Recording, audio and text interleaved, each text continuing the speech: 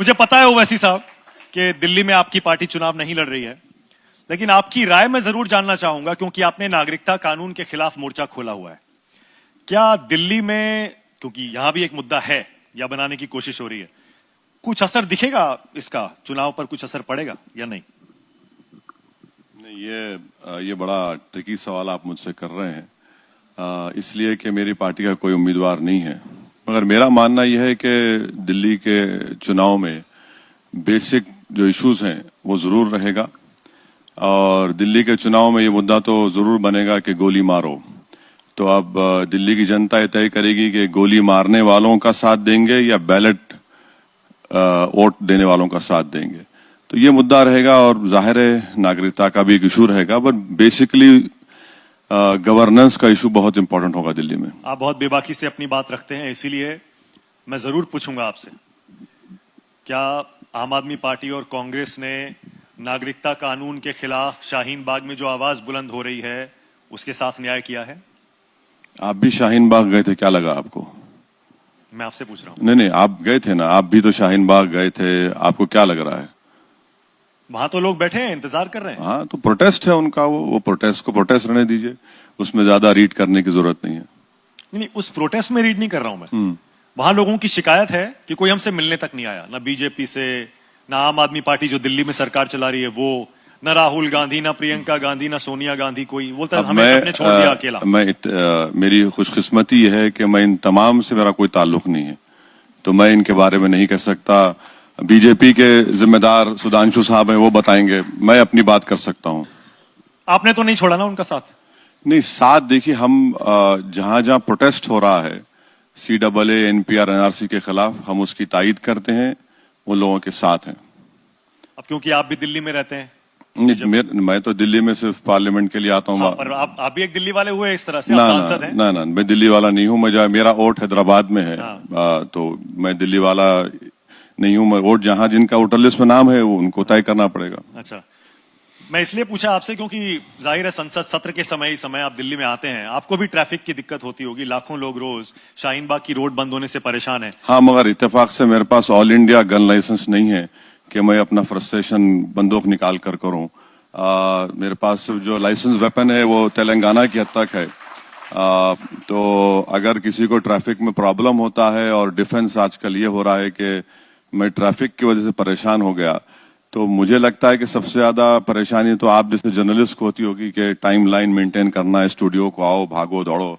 अगर सब लोग अगर वेपन निकालना शुरू कर देंगे, और दूसरी अहम बात यह है कि उस शख्स के पास लाइसेंस भी नहीं है, अनलाइसेंस वेपन का, और आप इस्तेमाल करके कह रहे हैं कि मैं नाराज हूं इसलिए कि मुझे लंबा रास्ता लेकर आना पड़ता है, तो ये बड़ी बदबख्ती की बात है, हमारे लिए बड़ी शर्मिंदगी की बात है कि देश के कैपिटल में, दारुल हुकूमत में एक साथ 3 फायरिंग के वाकयात होते हैं। और ये तो रास्त जवाब देना पड़ेगा होम मिनिस्टर को, अमित शाह को, क्योंकि दिल्ली का लॉ एंड ऑर्डर उनके मातहत आता है कि इस तरह के लोग वेपन का इस्तेमाल करते हैं और उसको फेसबुक लाइव भी करते हैं। और ये इतना उनमें कॉन्फिडेंस और बेबाकी कैसे आती है कि एक प्रोटेस्ट हो रहा है, सत्याग्रह, और उसमें जाकर गोली चलाना और फिर ये कह देना कि ये देश उन्हीं का है जो इस तरह के नारे लगाएंगे, फिर गोली चलाना शाहीन बाग में, कहना है कि देश एक मजहब का है। तो ये इससे जो है ये रास इस बात को दिखाता है कि बीजेपी का लॉ एंड ऑर्डर पर कंट्रोल वो खो चुके हैं, और इसलिए खो चुके हैं क्योंकि वो 5.5 साल से जो बीजेपी ने इन लोगों की दानिस्ता या नादानिस्ता जो तायीद की है ऐसे लोगों की, चाहे वो मॉब लिंचिंग हो, तो ये इन लोगों की हिम्मत बढ़ते बढ़ते इस तरह हो गई है कि वो समझते हैं कि अगर एक सेंटर का वजीर अगर ये कहे कि गोली मारो देश के गद्दारों को, तो उनको लगता है कि भाई तो हमको सिग्नल है, इसीलिए उनको हिम्मत बढ़ जाती है। उसी वजह से तो आपको लग रहा है घटनाएं हो रही हैं। अगर आप IPC में इंसाइटमेंट और अबेटमेंट का कानून पढ़ेंगे तो ये पूरा लगता है जनाब अनुराग ठाकुर के उस बयान के ऊपर। अगर वो स्टेटमेंट मैं देता तो अब तक मैं तिहाड़ जेल में रहता, और मुझ पर भारत के कोने कोने में मुझ पर कई केसेस पड़ जा चुके। और अगर जो जामिया के सामने जिस लड़के ने गोली चलाई, अगर उसके सर पर टोपी होती या चेहरे पर दाढ़ी होती या शलवार कमीज पहना होता तो मैं जिम्मेदारी के साथ कह रहा हूं कि पुलिस उसके जिस्म में एक नहीं 4-5 गोलियां डाल देती। अगर शाहीन बाग में कोई रिवॉल्वर हाथ में उठाकर फायर करता, पुलिस उसको भी ढेर कर देती। ये जो मुझे डर उस बच्चे की गोली चलाने पर नहीं है, मुझे डर और अफसोस इस बात का है कि जो वर्दी में जो लोग हैं उनकी जो आंख बंद कर रहे हैं और इसको नॉर्मल बिहेवियर एक्सेप्ट कर रहे हैं, वो मेरे लिए डेंजरस है।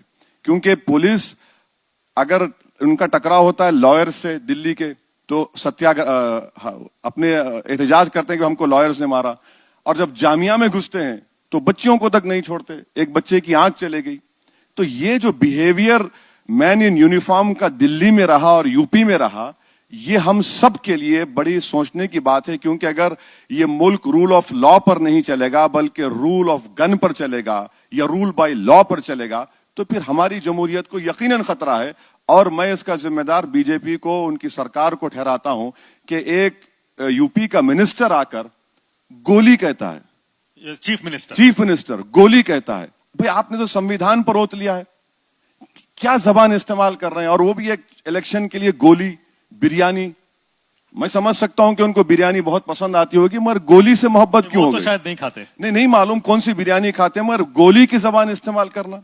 भाई आप इंसाफ की बात करिए ना, आप गोली इस्तेमाल करते हैं। आप एक नेशनल लीडर हैं सुधांशु जी, मुझे पता नहीं, है बहुत सारी बातें हो गई। मैं नेशनल लीडर नहीं हूं। जाहिर है आप पूरे देश में घूमते हैं, प्रचार करते हैं, पूरा देश आपको देखता सुनता है, और आपकी पार्टी भी नेशनल पार्टी है। टेक्निकली नहीं होगी लेकिन सब जगह उसकी प्रेजेंस है और आप चुनाव भी लड़ते हैं, इसलिए मैंने कहा नेशनल। सुधांशु जी बस एक सेकंड और, क्योंकि मुझे पता है आप और ओवैसी साहब की जब डिबेट होगी तो वो राष्ट्रीय मुद्दों पर होगी।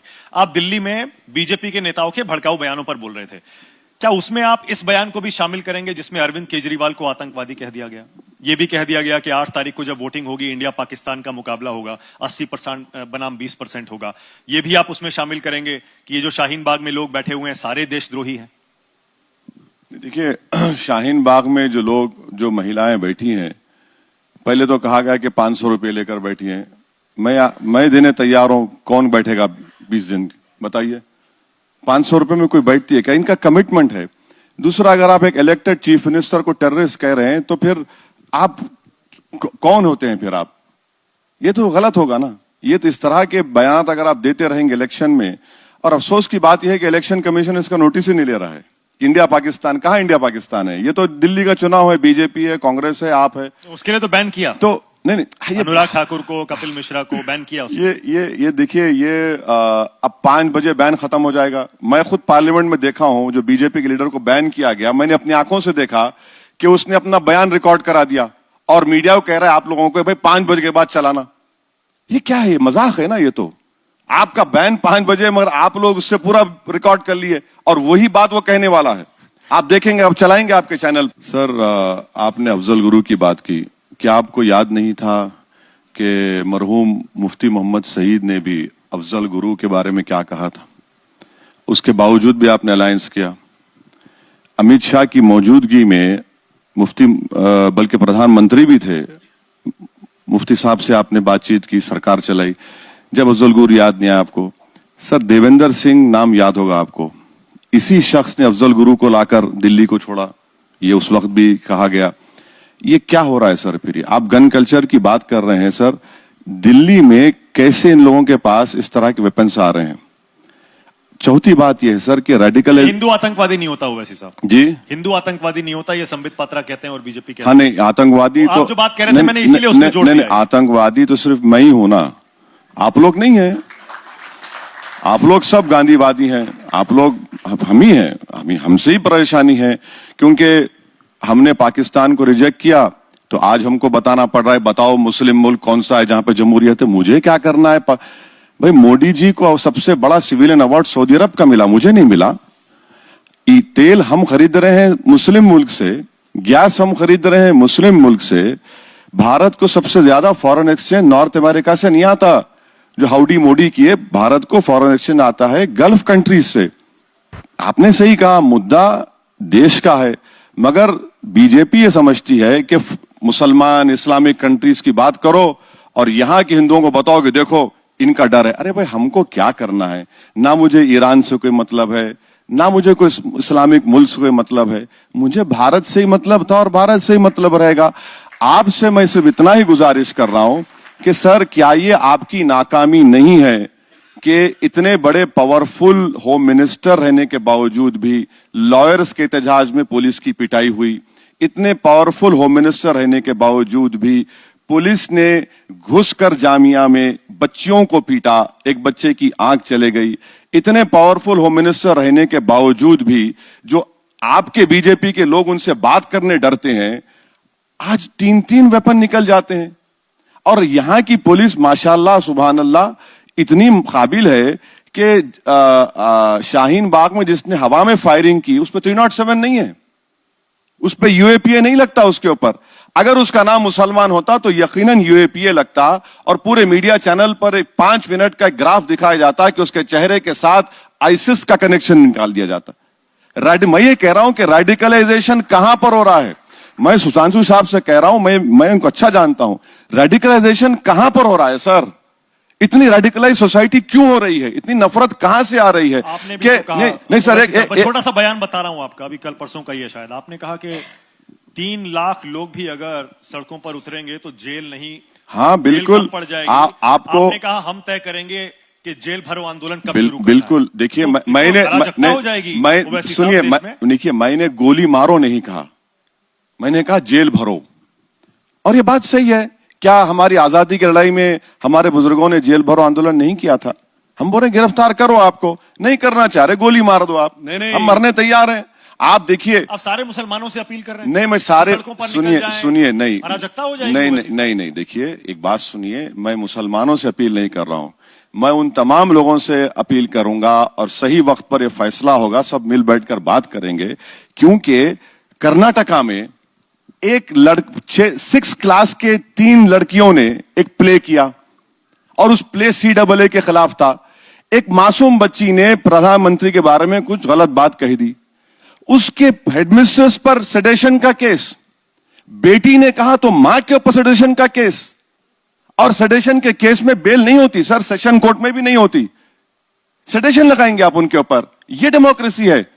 आप बताइए इस पे। कि मैं जाकर एसपी से मिला तो एसपी कहता है कि सर प्रधानमंत्री पे कह दिया। अरे मेरा यार, प्रधानमंत्री पे कहना पड़ेगा। कब भर रहे हैं फिर जेल? कब शुरू कर रहे हैं जेल भरवाना? होगा सर जल्दी। आपने कहा आप तय करेंगे टाइम। नहीं, आपको मैं व्हाट्सएप पर बताऊंगा, आप आ जाना उस दिन। क्या स्टेट का चीफ मिनिस्टर गोली की जबान में बात करेगा? मुझे मालूम है कि आप उनकी बात से मुत्तफिक नहीं है, मैं आपकी नेचर को जानता हूं। क्या एक मिनिस्टर फाइनेंस का एम्प्लॉयमेंट गिर रहा है, उसको उठाने की बात नहीं, गोली मारो? अरे क्या हो रहा है सर? आप क्या करने जा रहे हैं? इतनी नफरत अगर आप भर देंगे तो हर कोई ये समझेगा कि ये गद्दार है, मैं इसको मार दूंगा। कहां रुकेगा ये?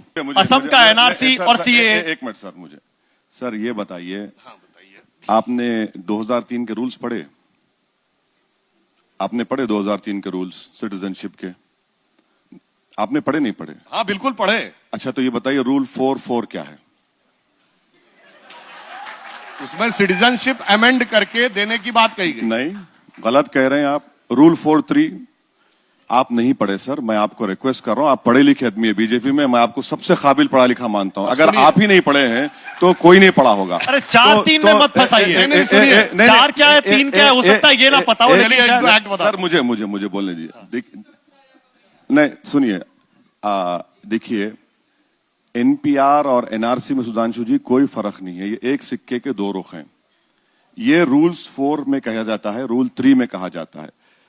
आप मुझे बताइए कि आसाम में 19 लाख के नाम नहीं आए, जिसमें से 5 लाख मुसलमान हैं।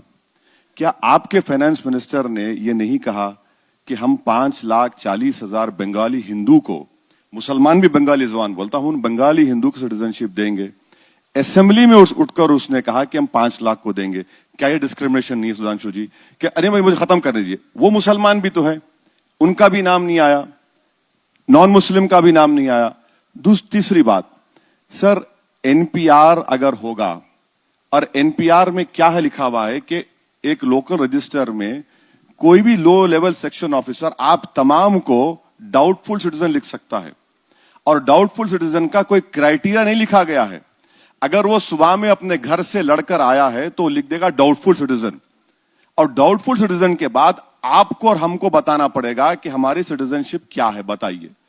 अगर आप नहीं प्रूफ करें तो फिर वो एनआरसी है। अगर आप प्रूफ कर दिए, लिस्ट लगी जाएगी, लिस्ट में आप कोई भी जाकर मेरे नाम को ऑब्जेक्शन कर सकते हैं।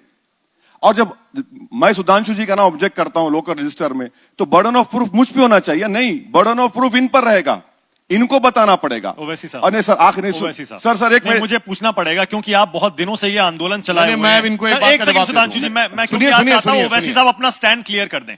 बीजेपी बार बार इनसे ये पूछती है, आप सीए के खिलाफ आंदोलन चलाते हैं, एनआरसी के खिलाफ आंदोलन चलाते हैं जो भी आया नहीं है, एनपीआर के खिलाफ आंदोलन चलाते हैं जो पता नहीं कब से चल रहा है, कांग्रेस की सरकार लाई थी। सर एक बात बताइए, क्या आप इस देश से अवैध घुसपैठियों को निकालने के पक्ष में हैं? आपने कभी चावल पकाया? कभी चावल पकाया आप? जी। आपने पकाया? आपके घर वाले पकाते हैं? नहीं, हमने भी पकाया। कैसा पकाते चावल? पानी में डाल के उबालते हैं। नहीं सर, आपको कभी नहीं पकाया आपने। जब चावल पकाने से पहले उसमें से कंकर चुना जाता है। हाँ। यहां पर बीजेपी पूरे चावल को फेंकना चाहती है। हम कह रहे हैं कि चावल से कंकर जरूर निकालिए। कैसे निकालेंगे? कैसे निकालेंगे आप इस तरह निकालेंगे क्योंकि आपके पास आजकल हर तरह की लिस्ट है, आपके पास एविडेंस है, प्रूफ है। हम एनपीआर, सरकार ने कह दिया कि अप्रैल 2020 से एनपीआर होगा। मैं आपसे बार बार चैलेंज करके कह रहा हूं, मैं प्रूफ करने तैयार हूं कि एनपीआर एनआरसी में कोई फर्क नहीं। घुसपैठियों को निकालना चाहिए ना? बराबर निकालना चाहिए। सर ओवैसी साहब कह रहे हैं कि लिस्ट पहले से सरकार के पास है। सुनिए, ये कौन सा घुसपैठिया है, कौन सा लीगल है। लेकिन अमित शाह तो कह रहे थे सर, आपको याद होगा ओवैसी साहब, सर मुझे उन्होंने कहा कि वोटिंग कार्ड से नागरिकता तय नहीं होती है। सर मैं आपको यही तो कह रहा हूं कि आसाम की एनआरसी आने से पहले सब लोग कह रहे थे 50 लाख 60 लाख पार्लियामेंट में कहा गया था। जब एनआरसी में 19 लाख नाम आए तो इनके पूरे अरमानों पर पानी फिर गया, क्योंकि उसमें 5 लाख निकले दीमक मुसलमान, बाकी 14-15 लाख नॉन मुस्लिम निकले। हम यकीनन, आप कौन चाहता है कि यहां पर इलीगल कोई रहे? अच्छा, बात इलीगल की आती है, कैसे निकालेंगे फिर? सर निकाल, तरीका तो होगा। बिल्कुल तरीका है। एनआरसी कैसा करेंगे? एनआरसी बताइए आप। क्या एनआरसी मैंडेटरी है कानून में? पूछ लीजिए उनसे। तो ले आएंगे, जैसे सीए लाए थे उसी तरह एनआरसी का कानून ले आएंगे। लॉ अगर जो बना हुआ है उसमें एनआरसी मैंडेटरी नहीं है। अच्छा, आप अगर प्रधानमंत्री होते, आप कैसे घुसपैठियों को देश से निकालते, मुझे बता दीजिए। मैं अगर प्रधानमंत्री होता तो मुझे गोली मारने वाले मैं कहां बनूंगा प्रधानमंत्री? आप मेरी जान की गारंटी लीजिए पहले, उसके बाद आप प्रधानमंत्री की बात करिए। बात कही है, मैं उसका जवाब देना चाहता हूं। देखिए सर, आप मेरी बात, मैं जरूर, आप बोलेंगे जरूर सर, मेरी एक बात सुनिए। एनपीआर एनआरसी में कोई फर्क नहीं है। ये लोग 2010 की मिसाल देते, 2010 में एनआरसी नहीं हुआ। अमित शाह ने पार्लियामेंट में मेरा नाम लेकर कहा कि ओवैसी जी एनआरसी आएगा। प्रधानमंत्री रामलीला में कहते हैं एनआरसी, कहां एनआरसी? अभी तो हमने फैसला नहीं किया। इसका मतलब या तो अभी नहीं है या बाद में आएगा। आप क्यों नहीं कह देते कि एनआरसी निकालना चाहिए, लेकिन ये नहीं पता आपको भी कैसे निकालना चाहिए? नहीं, बराबर आप निकाल सकते हैं। आपके रिकॉर्ड है, आपके हर चीज का रिकॉर्ड है। आप मुझे ये बताइए, कितने लोगों को सिटीजनशिप देंगे आप? भारत की पार्लियामेंट की तारीख में कोई ऐसा कानून नहीं बना मजहब की बुनियाद पर जो इन्होंने बनाया, जिसमें मुसलमान को आपने निकाल दिया। तो सुप्रीम कोर्ट में है ना? हाँ? सुप्रीम कोर्ट में उसको चैलेंज किया गया है। जब तक क्या उसका इंतजार क्यों नहीं करते? अरे इंतजार, प्रोटेस्ट नहीं करेंगे, फिर सड़क पर चौकड़ी मारकर बैठ जाएंगे। बिल्कुल करेंगे। वो इलीगल नहीं है। कैसा इलीगल है? वैसे साहब, कोई भी चलती हुई सड़क पर बैठ जाए भीड़ लेकर, विद ऑल ड्यू रिस्पेक्ट, उनका हक है लोकतांत्रिक कि वो धरना करें। मेरे दोस्त, आप जो है ना अपनी रिसर्च टीम को बोलिए कि आइंदा जब मेरे साथ बैठे रिसर्च करें, अच्छी तरह आपको फीडबैक अच्छा दें। सुप्रीम कोर्ट ने कश्मीर के इंटरनेट के मामले में कहा कि प्रोटेस्ट कर सकते हैं, बराबर करना चाहिए। आप 144 लगाकर प्रोटेस्ट को रोक नहीं सकते। सुप्रीम कोर्ट ने कहा ये, तो मैं प्रोटेस्ट कर रहा हूं ना। शाहीन बाग में क्या कहा? क्या हुआ शाहीन बाग में? सुप्रीम कोर्ट ने क्या कहा? कोर्ट ने पुलिस को कहा कानून व्यवस्था के हिसाब से और देखकर इसको अपने आप सुलझाए मामले को। निकालने के लिए कहा, निकालने के लिए नहीं कहा। लेकिन कानून क्या कहता है? आप तो खुद वकील हैं सर। कानून क्या कहता है सर, मुझे बता दीजिए। देखिए सर, आप कंटेम्प्ट कर रहे हैं दिल्ली हाई कोर्ट की, कंटेम्प्ट मत करिए, एहतियात करिए।